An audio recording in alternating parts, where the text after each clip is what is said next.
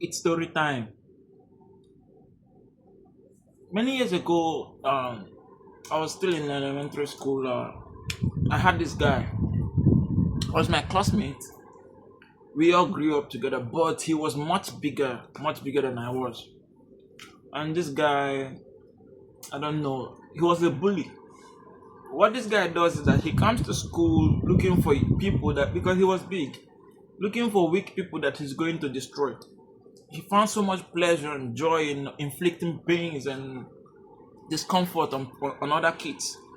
And we were so much afraid of him, very scared of him and he was strong. As we will perceive that time, he was very strong. So he comes to school, hits every child at every given opportunity, and he was not as scared of the teachers because any kind of punishment the teachers would give to him, he was ready to take it. So he was never threatened by, I'm going to report you to the teachers. So he kept doing this, and I was so afraid of him, and he liked coming close to me. So because I wanted to find safety, I started helping him do some of his assignments so that he will become a friend, and then I'll be free from his bullies. So I kept doing that thing, but it didn't work entirely because on his just unprovoked, he could just hit your head and all those kind of things. So I didn't really like it. I hate oppression. I hate oppressors. I hate oppression. I knew he was bigger than me, that I couldn't fight him. That was my mindset. But I wanted that to stop. I wanted to be free. I wanted to go to school not having in mind that there's this guy that is going to bully me or make me do some things, push me to the corner, box me to the corners, make me lose my freedom of doing freedom of expression, freedom of doing what I want to do. And this continued for so many years. It continues for nearly 2 years. And until one day, my parents used to come to school to pay my school fees when it was time to pay for school fees because we were still very young. They didn't trust us so much to hand over school fees to us. So they come to school to pay our school fees. Until I was in elementary 5. I was around 11, 10, 11 then. I think 11 years. So my father felt it was okay for him to give me my school fees to pay. That at least an 11-year-old child can handle that school fees money. So because he has some other things to do, so I had that money. I was panicking within me, but I couldn't talk because I was a very quiet child. I couldn't say I'm afraid because of this, that. So I kept the money, secured the money very well, put it in my bag, held that bag so tight. The way I held that bag gave it away that there was a treasure in that bag. I held it with so much carefulness, so much care, so much fear. You could see that there was something in that bag I was protecting. So when I got to school, I was supposed to go direct to the bursar's office to pay the fee. But unfortunately, the bursar has not resumed at the point. And that guy saw me.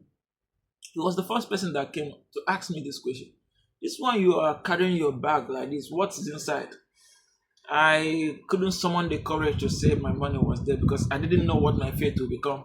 So I didn't answer him. But he kept pressed until he took that bag forcefully from me and opened it and saw that money. And he handed it over to me back and said to me, "So this is what you're hiding."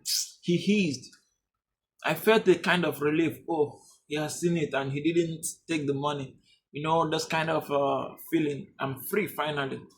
So I went to class. I was guarding that bag jealously. During break time, it was time for me to go and pay that fee. But unfortunately, the boss was not around again. But I didn't know this guy was somehow targeting that bag. But for the euphoria of playing with other children, I left that bag unwashed. I forgot that there was a treasure in that bag that I needed to protect. And that guy, I don't know, we were all playing until I didn't see him again.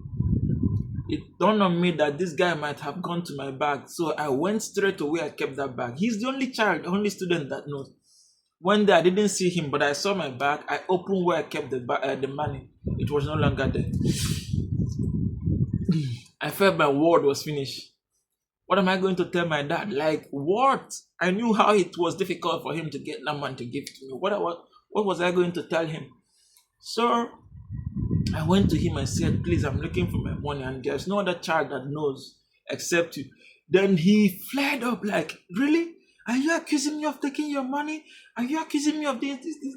I said, I'm not accusing you, but can I check your bag? Can I search you?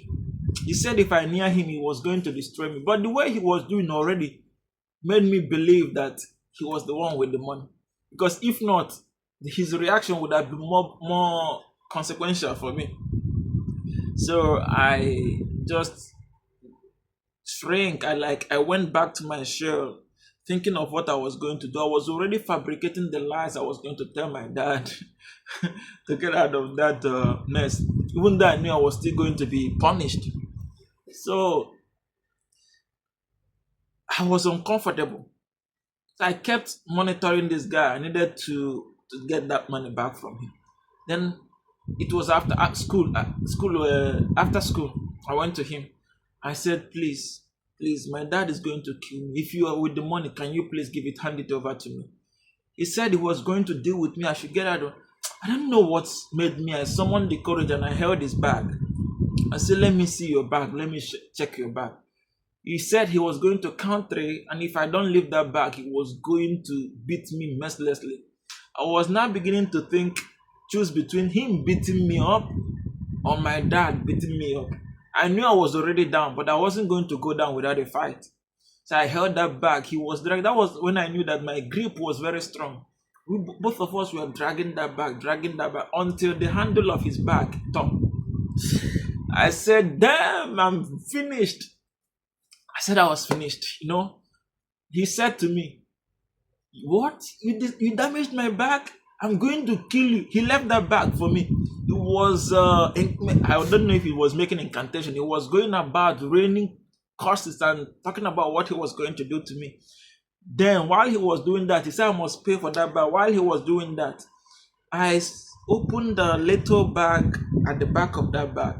And the little zip at the back of that bag, and I saw my money. Immediately I took my money. There was a kind of confidence, boldness that came to me. I said, oh, he was the one who took this money. So there is nothing I should be afraid of now. If he's going to beat me, let him beat me. At least I have an evidence that I'm going to show that he stole my money.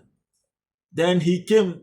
When he saw that I already took that money, the only option he has was to beat me up as a payment for me damaging his bag. So he came at me to beat me up. I was going to defend myself. I knew I wasn't powerful enough to withstand him, but I wasn't going to let him just manhandle me like that. So he hit me, I hit him back, I knocked him down. All the students, because everybody was surprised, all the students here screamed, hey! The rapturous sound gave me a kind of another confidence to even stand my ground. He came again, we fought, kids. I still took him down again. After that moment, that was how I gained my freedom from him, because the incident made him shrink, like he went back to his shell. Everybody saw his weakness. Everybody started screaming, so you're not even strong. We've been scared of you for nothing. I became the hero that day, but that was how I got my freedom. Now, what am I trying to say? Some of the experiences, some of the things that shape our life are based on the experiences we have had in the past. What that thing did for me was that it helped me to build courage, to face any fear. You can never know the strength in you until you stand and face something that is confronting you. I became free because I had enough. I became free because I decided to fight. And when I fight, I realized how strong that I was. So don't ever regard anything as being stronger than you until you have given it a try, give it a fight, and you could have the strength enough to defeat it. Thank you. Thanks for watching. And if you love this story, please subscribe to this channel, and we'll come your way with more stories. Bye.